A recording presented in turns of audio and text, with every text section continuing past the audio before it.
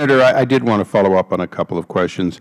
You mentioned earlier Teddy Roosevelt's famous appointments, but those were specifically when the Congress went gavel to gavel. In other words, during the anticipated historic change of sessions. Did the President have that option in this case, or could he have had that option to do it on January 3rd? Because wasn't there, in fact, a moment between sessions? Well, I don't regard there to have been an opportunity for him to issue an actual recess appointment.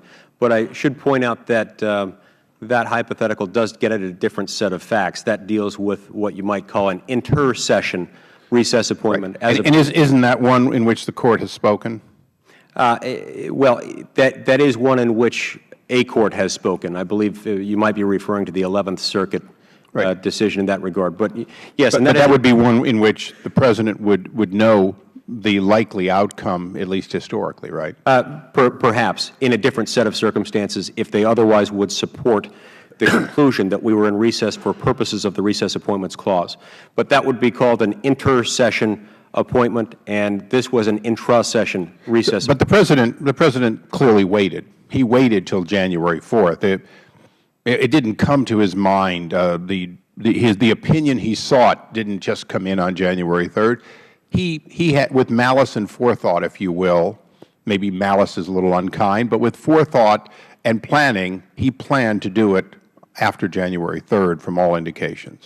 I strongly suspect that this was not an arbitrary decision on the part of the President. He's a careful a person who is familiar with the Constitution, and I'm certain that this was deliberate. Isn't he sufficiently familiar with the Constitution that he had the opposite opinion when he was in the Senate that he now has as President? I think he got it right the first time and should have stuck with his first instinct. The Presidents often say they grow in office, and perhaps he simply grows out of the office of the Senate and the respect for that body, which is, quite frankly, my personal opinion, that it's a lack of respect for the body he once belonged to. Let me go through just one or more points, because as a House member, not having served in the Senate, they let me come over there once in a while and lobby you all, but that's about it. You have some interesting rules that are a little different than ours. First of all, a motion to adjourn is still a high standard, or a low standard, if you will. In other words, it's immediately taken.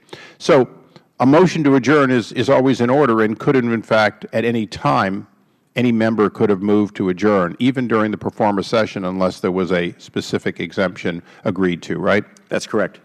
So any member of the Democratic Party, not just Senator Reid, could have moved to adjourn in order to create a legitimate recess, correct? That's correct. I suppose that doesn't account for the need that they would have to get permission from the House to adjourn for more than 3 days. But separating that question out, yes.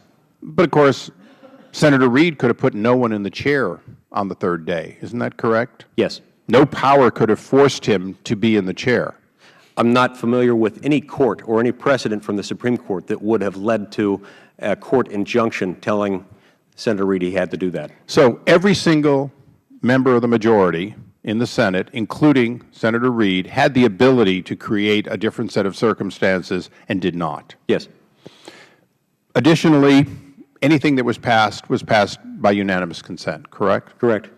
So the fact is, the December 23rd vote, any member of the Senate, yourself included, could have come and taken that down. It was an affirmative decision that that agreement was going to happen. It wasn't an accident. It wasn't like the UC was a surprise and people just weren't there. That's correct. Any one of us could have objected and stopped that from proceeding. Now, you're a little different in the Senate than the House. I know that because I've worked with Senate staff.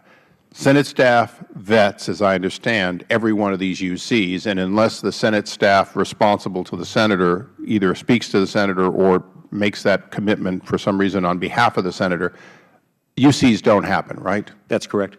You have the process of holds, if you will. Everything starts with a hold and then you release them.